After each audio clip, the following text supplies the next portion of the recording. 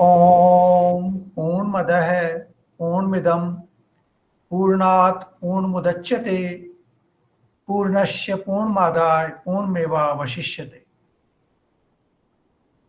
So welcome to our Saturday morning session.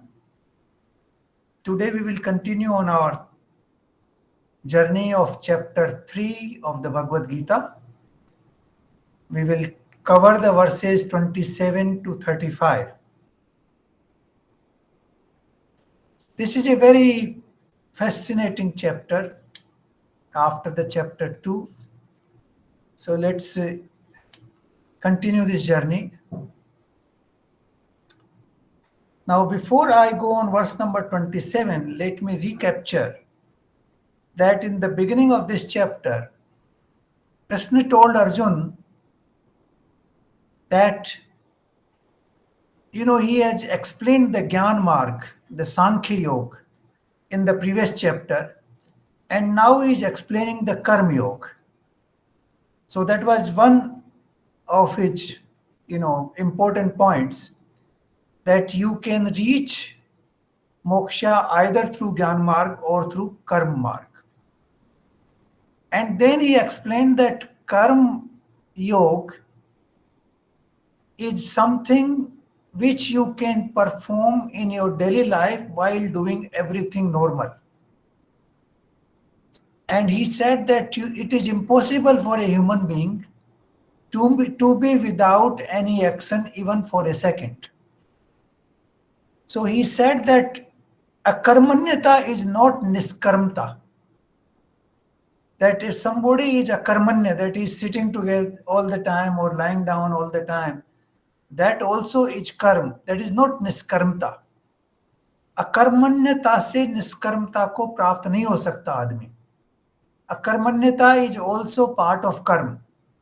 So that was very important point he made, that in any way you are doing karma, so continue to do that in a proper way. And then he went further down, saying that if you do your karma without asakti, anasakt hokar, then you are on the right path. And then further down, he said that convert your karma into yajna. That is, dedicate your karma to the Almighty and behave as if you are, a small little instrument in this entire universe. And you have been designed or you have been told to do that small little part. So continue to perform that part to the best of your ability for the smooth running of this universe. And that becomes yajna. So akarmanyata is not niskarmta. Then bina asakti ke karm karna, and then converting karma into yajna. These are the points which we have covered in our previous sessions.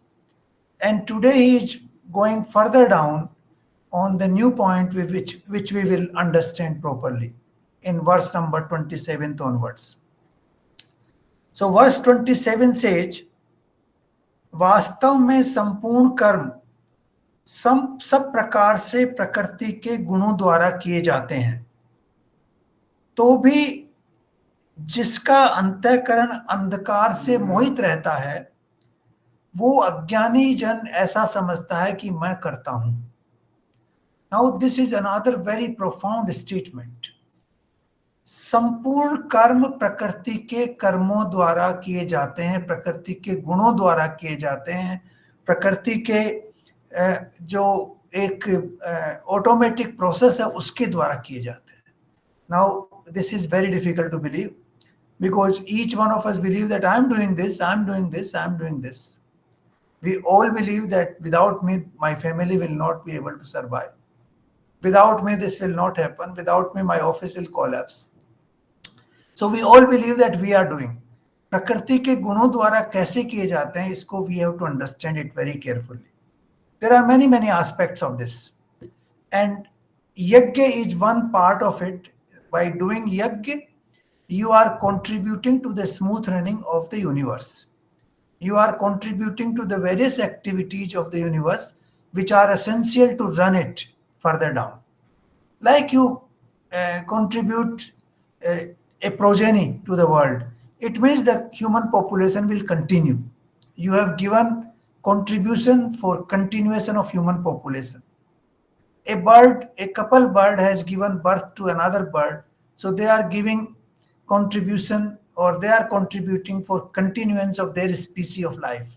So we are also contributing to the continuance of our species of life. So that is that we covered in our last talk. But today now we must understand प्रकृति के गुणों द्वारा कैसे किए जाते हैं. This is a very fundamental thing. Now tell me, what do we do? We are taking breath in and out. Isn't it by process of nature this is happening? The oxygen is going inside, carbon dioxide is coming outside. The toxins are coming out, the pure air is going inside. This is happening automatically. Nature is doing it. Your body temperature is maintained at 36.8 degrees centigrade. Who does it? Do you maintain it? It happens automatically. You feel hungry. Who makes you feel hungry? It's the nature which makes you feel hungry. Nature works inside, makes you feel hungry. Then you have to work to earn your living. So nature is propelling you to work, because your hunger, your thirst, your desire to construct a house where you can live safely is propelling you to work. So the work is also being propelled by the nature. Now you eat your food. Do you convert it into blood and flesh and bones and neurons and all that? That is automatically happening inside. Nature is doing it. We are not contributing anything. From the very moment when a fetus is formed, we do nothing. It automatically happens. The growth keeps happening. When the child is born, the mother's breast will have milk. Who does that? Nature does it. It happens automatically. It does not happen before the birth of the child, but it happens soon after the birth of the child. See how it happens. Even science has conducted certain studies that when large number of men are killed in wars, the ratio of birth of men increases after the war to replenish the men who have been lost in the war. So the nature goes to the extent of maintaining the ratio of male and female. Why do we have almost 50% male, almost 50% female? Isn't it the nature which is contributing this? So if we look at the natural processes all around us, firstly look inside ourselves. Everything inside human body is happening because of natural processes. Why do we feel sleepy? Do we make ourselves feel sleepy? It just happens. It's the natural process. We sleep, the body recovers from the fatigue, that is also automatically happens. Natural process. The food is digesting naturally, natural process. We don't contribute anything to this. The hunger is happening, natural process. The growth of the body is happening, a natural process. From the small little fetus, you become a child, and from child to you become youth. And then slowly you reach the peak, and then the decay starts, and you reach an old age. That also happens automatically. Do we do anything to make it happen? We don't do anything. It is an automatic process. It just happens. So we don't have to feel that I'm the karta. I'm not the doer. It is happening naturally. The gunas of the nature are automatically functioning to make it happen. Now look at the nature outside.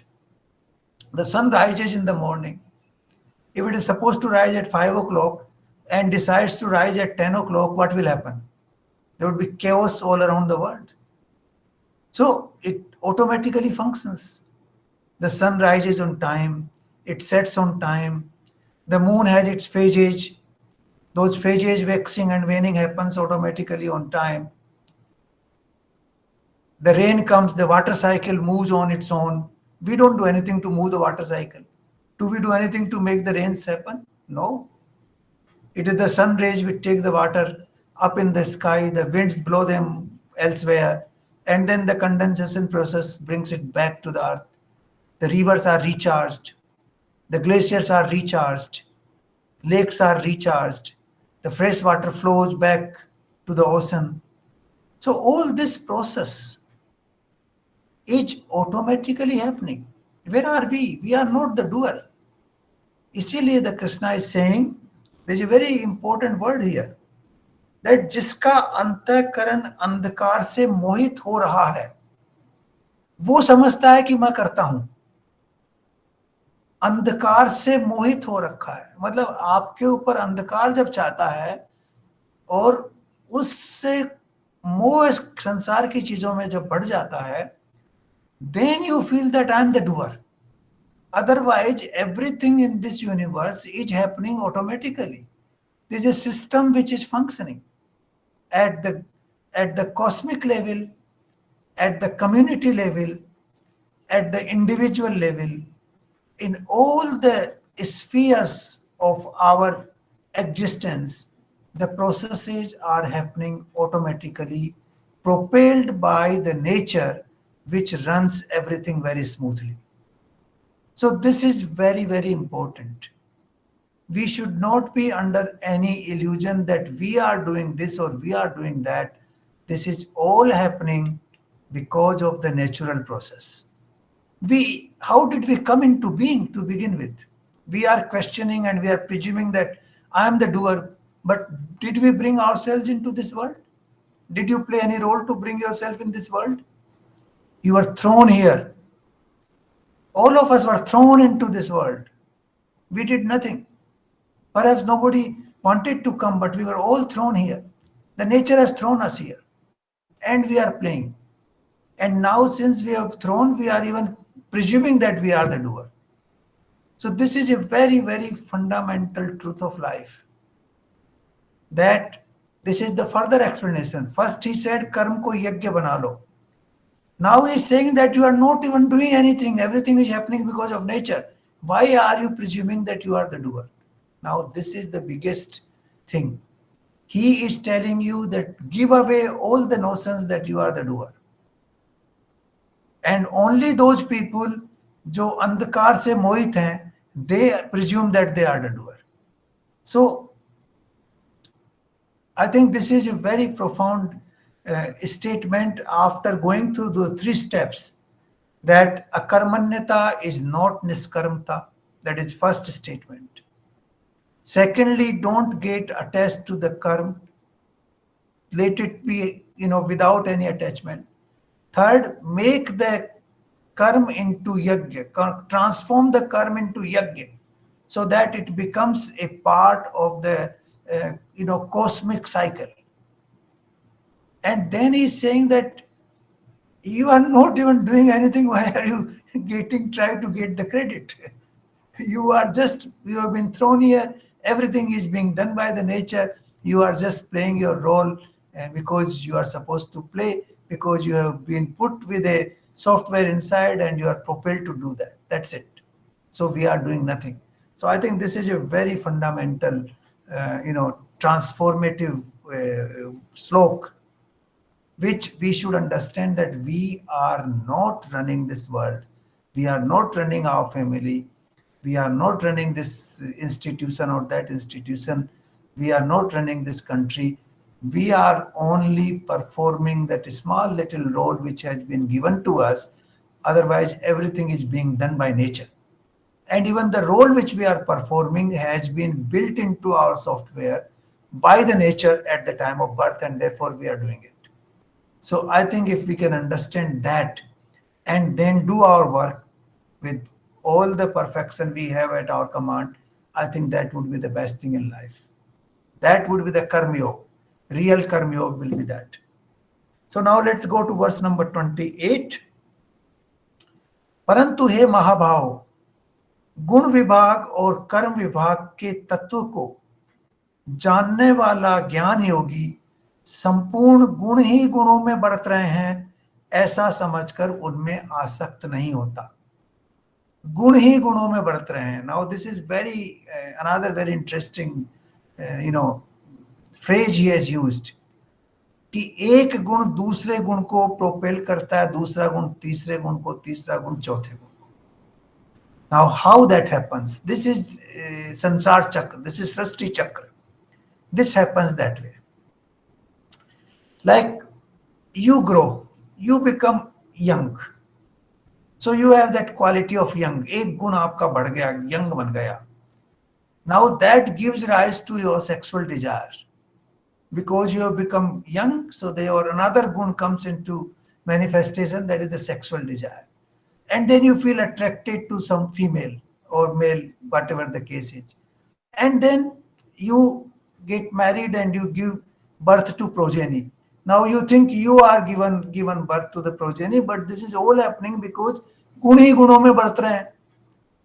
The one quality is leading to another quality to next quality to next quality, and that's how the Srishti Chakra is moving on from one to another. This happens in every sphere of life. So this is very interesting phrase, गुण ही गुणों में बरतते हैं. We are not doing anything, this is automatically happening. For example, you eat good food, healthy food. Automatically the impact would be your body would be healthy. You would not fall sick. एक गुण से दूसरे गुण में convert हो गया. Since you are healthy, you can do good work. Your quality of work will improve. वो तीसरा गुण में चला गया. Your leadership ability may improve. That is another quality which comes into being. So, these are being transferred from one to another. One quality gets transformed into another quality, then the next is getting transformed, then the next is getting transformed, and this whole cycle of this Srishti continues because of this. So these two words, संपूर्ण कर्म प्रकृति के गुणों द्वारा प्रेरित किए जाते हैं, पहला. दूसरा, गुण ही गुणों में बरतते हैं. जैसे let me give you another example, गुण ही गुणों में बरतते हैं. You plant a seed, healthy seed of a tree. Now there is earth which is not fertile. You plant a healthy seed, the gun is not transferred into the seed, and therefore the tree doesn't grow very well. You put it on a stone, it will never grow. But if you put in a for example, in desert sand, it will not grow either.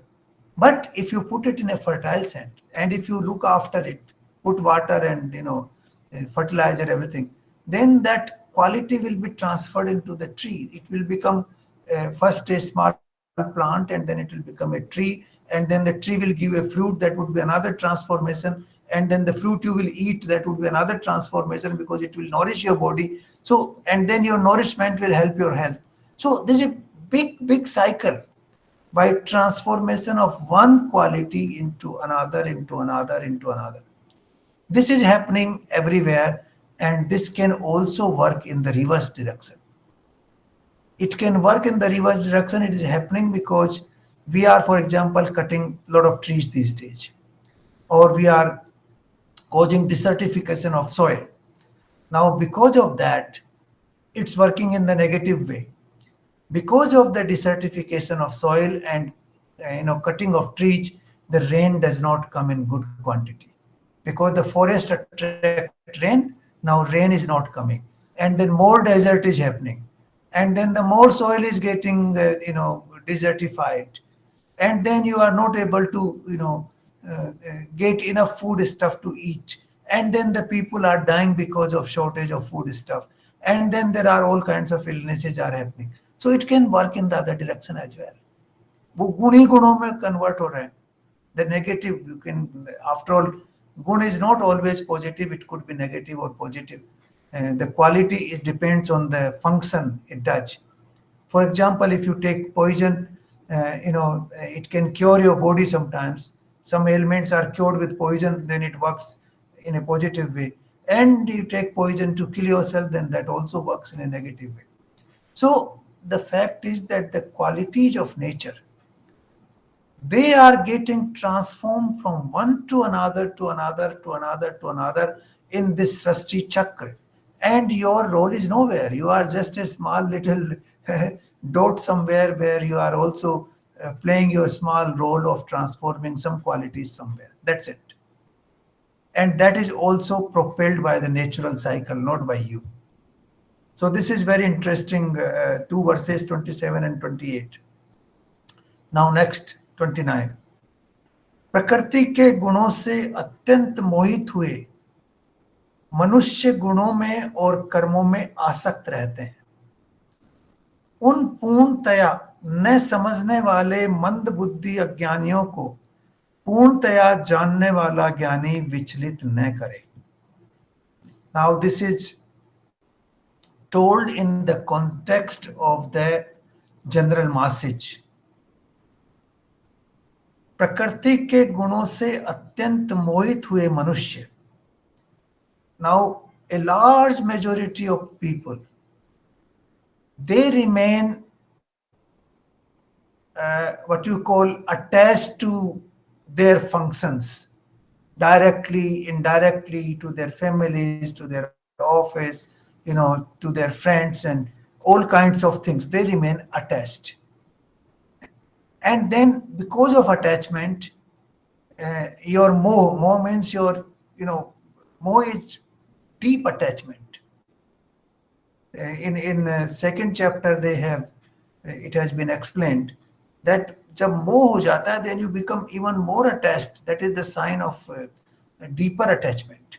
So the people in general, they remain attached. Now I know people who are in their 80s and they are still every day monitoring stock exchange and telling me that today I have lost 2 lakh rupees, today I have gained 10 lakh rupees, tomorrow I will likely to gain 20 lakhs, and yesterday I lost 20 lakhs. Now at that age, the person has so much money. He can live a very comfortable life without getting, but he's attached to that stock market. He is मोहित, उसमें मोहित हो चुके हैं वो. तो कृष्ण कह रहे हैं कि जो अज्ञानी लोग और जिनकी बुद्धि उतनी डेवलप नहीं है, मंद बुद्धि वाले हैं, उनको उनके कर्मों में लगे रहने दो. उनको हटाने की कोशिश मत करो, उनको विचलित मत करो. उनको विचलित करने से और ज्यादा समस्याएं बढ़ेंगी. That is what he is saying here. ज्ञानी जनों का यह कर्तव्य है कि जो अज्ञानी जन कर्मों में मोहित होकर कर्म कर रहे हैं, उनको विचलित नहीं करो. क्यों नहीं करो? क्योंकि अगर आपने उनको विचलित किया और आप सफल हो गए, तो वो अकर्मण्यता को प्राप्त होंगे. All these people will become non-doer, and then you will be responsible for that non-doing of all those people. So the people with higher level of consciousness, the people who have, wisdom, they have a role, they have a responsibility to perform, and that responsibility is not to disturb the normal human beings who are performing their duties because of attachment to the world. For example, a person is earning money to sustain his family. Because of attachment to the family, he is sustaining. If you are able to, distract him from that attachment, then the family will be ruined because the fellow will not work for the family. And then the world will run into different direction. There would be a lot of problems everywhere. So what he is saying that the people who are wise, who have adequate amount of wisdom, they should not disturb those people who are performing their duties due to attachment. So let them perform due to attachment. You don't distract them from their work, from their duties, from their action. Otherwise, the cycle of the world, the Srishti Chakra will be disturbed. So this is very important also, that sometimes we in our great wisdom, try to tell people don't do this, don't do this, don't get attached. Let them behave the way they want to behave. Those who want to get enlightened, they will be attracted to you in any case. Very few people get attracted and want to become enlightened. So they will come to you in any case, but you don't have to disturb the normal functioning of the masses who are performing their duty because of attachment to the world. So this is another very fascinating word. I actually sometimes wonder how Krishna could foresee all these things at that time. मुझ अंतर्यामी परमात्मा में, ये वर्ष number 30th, मुझ अंतर्यामी परमात्मा में लगे हुए चित्त द्वारा संपूर्ण कर्मों को मुझ में अर्पण करके आशा रहित, ममता रहित और संताप रहित होकर युद्ध कर. Now he has again come here back to him, telling that don't abandon your work, don't abandon your duty. Your duty has to be performed. Akarmanyata is not niskarmata.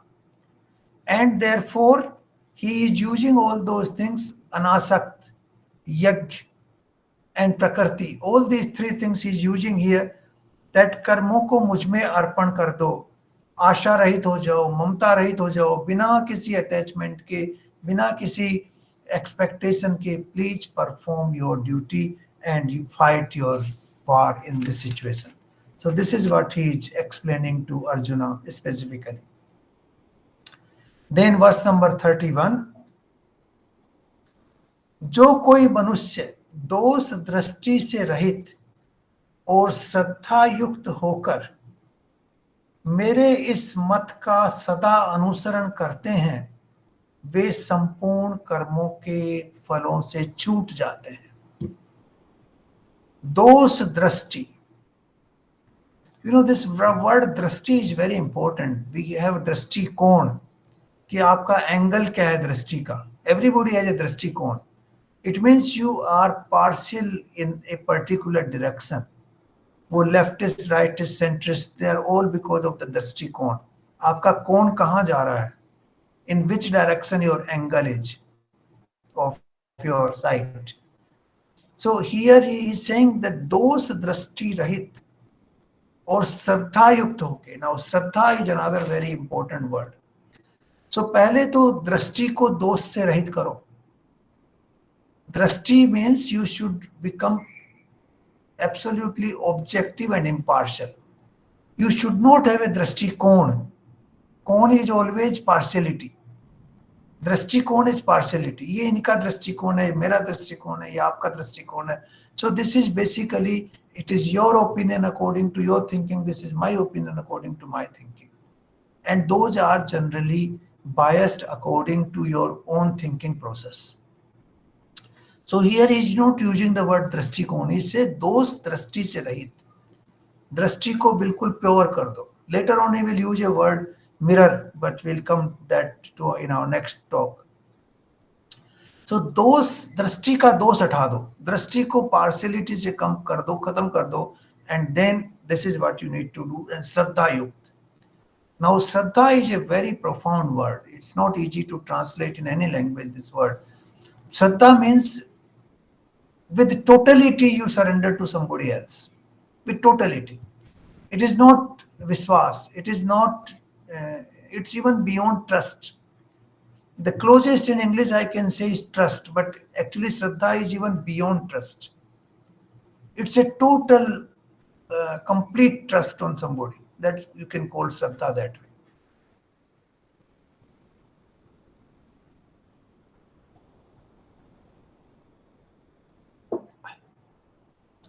So, you know, we always have belief in things. Belief is not Shraddha.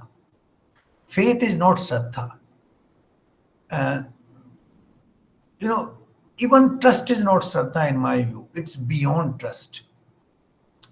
So he is telling us that पहले तो अपनी दृष्टि को दोष से रहित करो, फिर then you in totality you become श्रद्धा युक्त. श्रद्धा युक्त जब बनते हैं जब आप अपने आप को कंप्लीटली सरेंडर दूसरे के सामने कर देते हैं, देन यू बिकम श्रद्धा युक्त। जैसे कई लोग हैं वो गुरु के बिल्कुल सरेंडर कर देते हैं अपने गुरु को, जो गुरु जी कहेंगे होगा, जैसे ही होगा। Now that is Shraddha. There are very, very few people who can do that total surrender. You always have some, what you call thread which you don't want to leave. In Shraddha, you have to leave all the threads. You abandon all the threads. No thread. But most of us, we keep some threads. So total तो कर ठीक है, but थोड़ा सा तो रखना ही पड़ेगा अपने पास. That is the way it is done. That you can't completely depend on somebody else. थोड़ा सा तो अपने पास रखना पड़ेगा. That feeling comes. So you see, that is not Shraddha. Shraddha is total surrender to somebody else. So he says that पहले अपनी दृष्टि को दोष से रहित करो, and then totally surrender to me, and then you will be free from the results of whatever action you are doing. Now, this is the next part after he has explained that you are not the doer. The Prakriti is doing everything. Prakriti is, manipulating, or Prakriti is designing this entire functioning of this universe. And you are just doing what Prakriti is telling you to do. And then he is telling you, after understanding that, you totally, in totality, surrender to me and remove all the,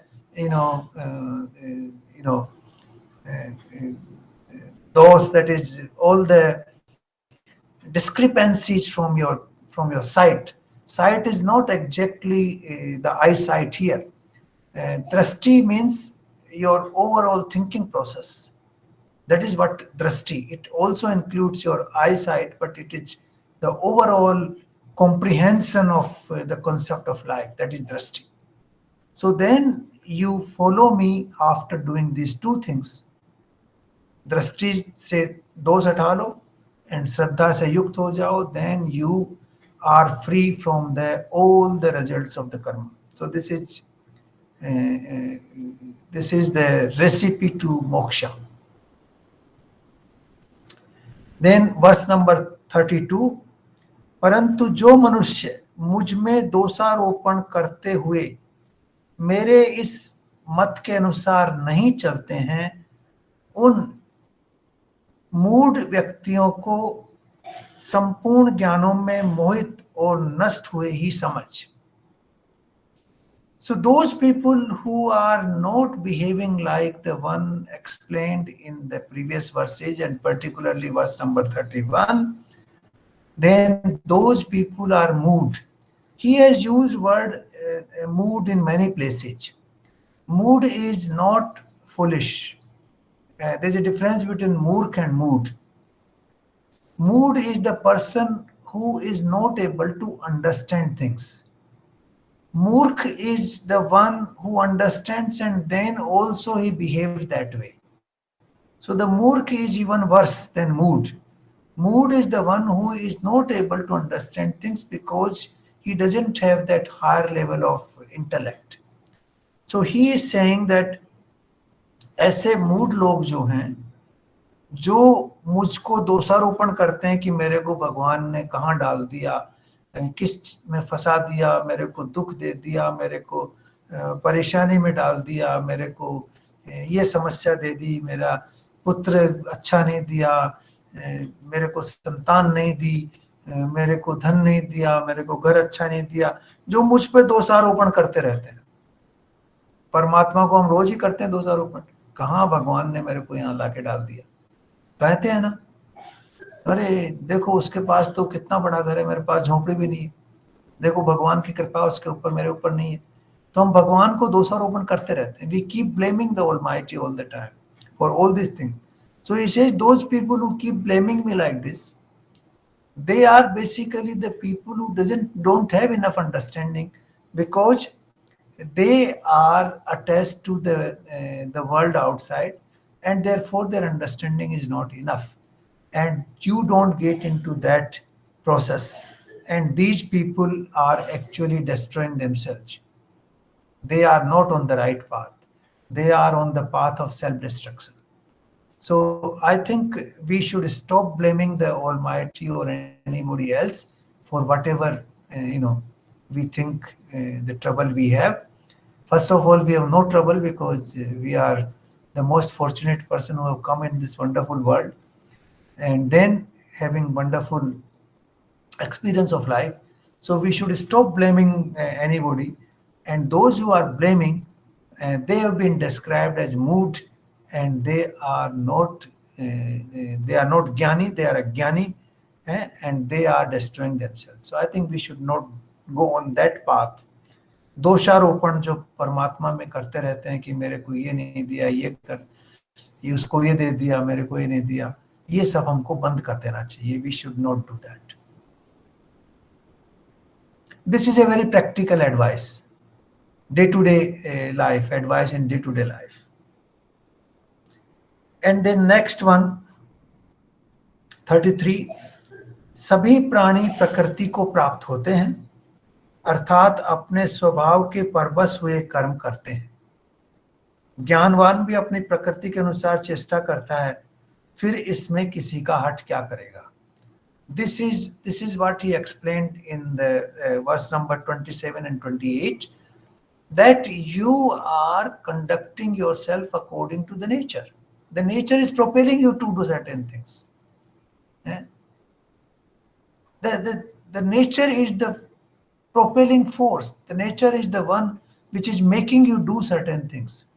So इसमें कहते हैं कि सभी प्राणी प्रकृति को प्राप्त होते हैं. That is, we are all this body, the instrument which we have at our disposal, which is our body and mind, that is made of prakriti, that is made of panch tattva. There are 5 elements of nature.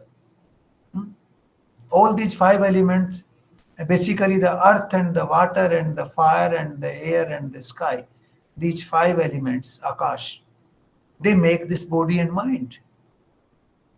And इसीलिए हम सब प्रकृति को ही प्राप्त हैं. प्रकृति ही हमारे ऊपर हमारे साथ जुड़ी हुई है पूरी तरह से, और अपने स्वभाव के परवश. स्वभाव का means that the software which has been put into our system at the time of our birth, at the time of our conception, that is based on our past karmas, that is based on whatever we have done in our many lives in the past. That balance, it's like a balance sheet which comes with us in the form of a software. So, and that software is embedded in the body, that is the nature. So every body is conducting as per its nature, because that nature has been constructed based on your past karmas. The body has come from the 5 elements of the nature, and that is the one which is driving you as force. तो उसमें आप क्या करोगे? You are just moving forward, propelled by the nature and by the sanskaras, and you have very limited role. So better accept it as it is, that you are being propelled, and surrender to the Almighty. जहां आप मेरे को ले जाओगे मैं जाने के लिए तैयार हूं, बस खत्म. Then you will be completely given what you call the greatest of all blisses. All the bliss will be on you. The Almighty will shower the blessings on you. फिर आप अपने कर्म बंधन से totally मुक्त हो जाओगे.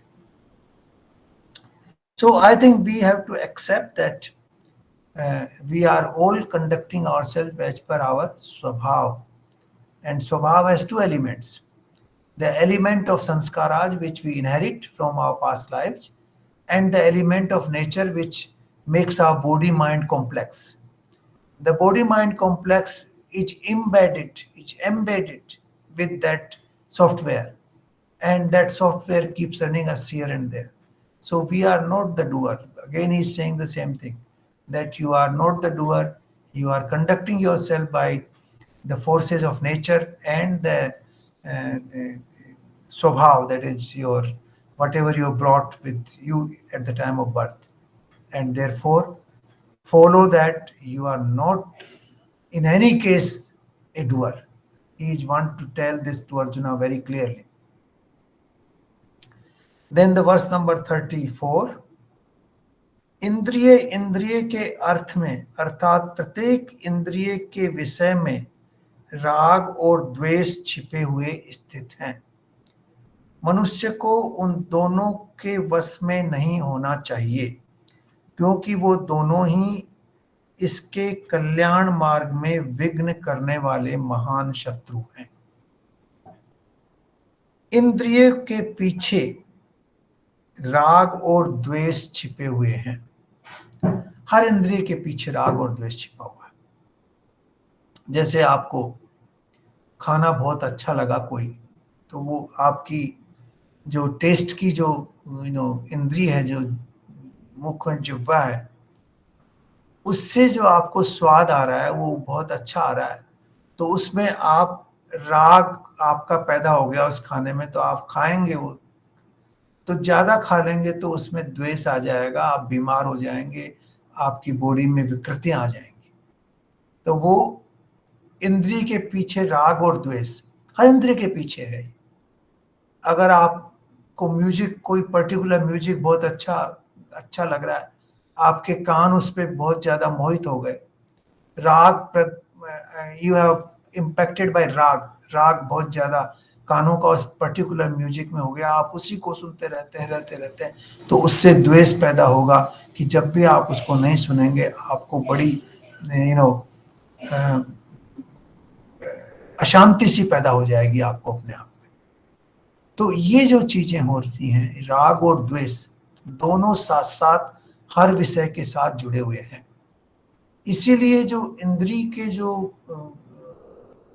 जो अपन भोग करते हैं इंद्रियों से, उसको विषय कहा गया है। विषय का मतलब जो विष लेके आता है अंदर, वो विष दो तरह से आता है। पहले तो राग से आता है और फिर उससे द्वेष से आता है। राग से जो है आपकी उसके प्रति अटैचमेंट क्रिएट होता है, और जब अटैचमेंट बढ़ता चला जाता है तो उससे फिर द्वेष पैदा होने लगता है। तो ये जो इंद्रियों के विषय हैं वो राग और द्वेष से जुड़े हुए हैं। इसीलिए इनको विषय, विष से, ये शब्द विष से बना है, विषय, कि ये विष के आसपास हैं। ये विष तो नहीं है लेकिन विष के आसपास हैं ये जो इंद्रियों के भोग जो हैं, और उनसे फिर राग और द्वेष आपको मिलता है। इसलिए ये दोनों चीजें मनुष्य के कल्याण में बाधा पैदा करती हैं। ये भगवान कृष्ण कह रहे हैं, they create hurdles in our path of liberation, total liberation, मोक्ष। सो इन इंद्रियों के जो विषय हैं और उनसे जो राग और द्वेष पैदा होते हैं, उनसे हमको बच के रहना चाहिए। That is what he is saying here. And in इंद्रियों के विषयों से और राग और द्वेष से ही हमारा अटैचमेंट पैदा होता है चीजों में, और उसी से हमको कर्तापन का भाव पैदा होता है, और उस कर्तापन के भाव से हम जो हैं अपने आप को डिस्ट्रॉय कर रहे हैं। That is what he said, कि आप उस कर्तापन को भाव को छोड़ दो। वो दोष दृष्टि है कर्तापन का भाव, उस दृष्टि के दोष को हटा दो, एंड देन श्रद्धा युक्त होके मेरे ऊपर सरेंडर कर दो, मेरे प्रति सरेंडर कर दो, तो आप जो है मोक्ष को प्राप्त होंगे।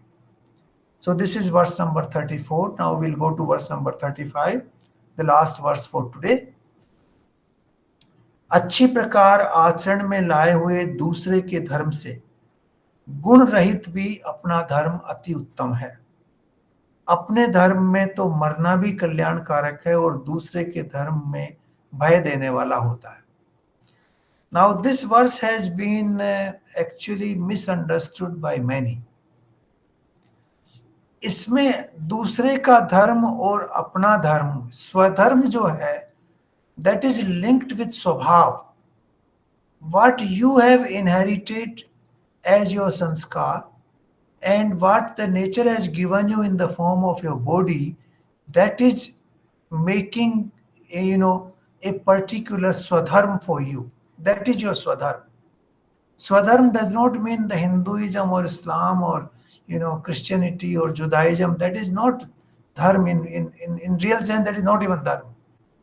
That you can call it religion, but that is not dharma in the sense of, in the way the dharma is understood in Indian philosophy, in Hinduism, that is not dharma.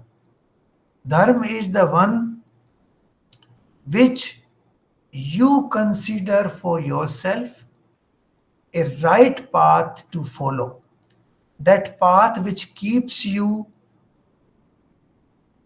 integrated whole, which does not give you खंड खंड नहीं करता, विक्षेप नहीं करता आपको अंदर से, but it keeps your harmony of your inner self, and then it keeps you in harmony with the outer world. That is dharma. Dharma is the righteous path which keeps your inner harmony and keeps harmony with the outer world. That is dharma. So here it is not the meaning of the so-called dharmas which we talk about in normal sense, that ये हिंदू है और ये मुसलमान है और ये ईसाई है और ये जुदाइज्म है. उससे इसका कोई अर्थ नहीं है. इसका अर्थ है कि आपके जो स्वभाव में जो गुण हैं, उन गुणों के अनुरूप आप अपने आप को डालो और उसी के अनुसार अपना व्यवहार करो, अपना आचरण करो. That is Swadharma. Don't try to, the Gauri Shankar Gupta should not try to become, Rajesh Singh. And Rajesh Singh should not try to become Gauri Shankar Gupta. We have our own Swabhav, we have our own Prakriti, we have own Sanskar. Let us follow those. That is my Swadharma. And what I consider is the right path for me, that is what we should follow. And that right path is not easy to decide. In fact, there's a long debate in Mahabharata on this issue. And Yudhishthira, who is called धर्म की संतान है या धर्म उनको धर्मराज कहा गया है, even he says that sometimes dharma looks like very clear, like like sunlight, or as clear as a mountain, but when you go closer to it, it becomes absolutely unclear. You don't know what is dharma and what is not dharma. You have many instances in Mahabharata, like in case of Bhishma Pitama. He was in a total dilemma when the attempt was made to disrobe Draupadi in the court of Dhritarashtra. Now, should he follow the orders of the king because it was the court of Dhritarashtra, all of things were happening there, or should he, save the misconduct? Should he save Draupadi from the misconduct? Now, there are questions which can be raised, and many people raise those questions, including myself. And even Krishna told him at the end that this was not the good thing you did. So, you see, there he decided, this is my dharma. He said that I gave a promise to my father, Shantanu, that whoever takes this throne, I will consider him as my father. So he considered Dhritarashtra as his father, and therefore he cannot go against the orders of Dhritarashtra. That is what his interpretation was. So now it is an interpretation which every one of us has to decide, what is my dharma. Based on your sanskar, based on your upbringing, based on the prakriti which has given you this body-mind complex, all that will decide what is right thing for you to do. And that right thing which you decide for yourself, that should be a force which keeps you as integrated whole, which does not become a part of inner discomfort, which does not cause discomfort and what you call a guilty conscience inside you. That is one condition. Secondly, that action is done for the welfare of the society, for the rest of the society, keeping the good of the society in mind. And that is the righteous path, and that is dharma. So what he is saying, that you should follow your dharma. Don't try to imitate others, what others are doing.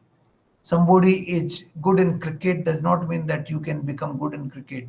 You may be good in football, so follow your dharma and become a good football player, not try to imitate others. So imitating others is not a good thing. That is what he means to say here.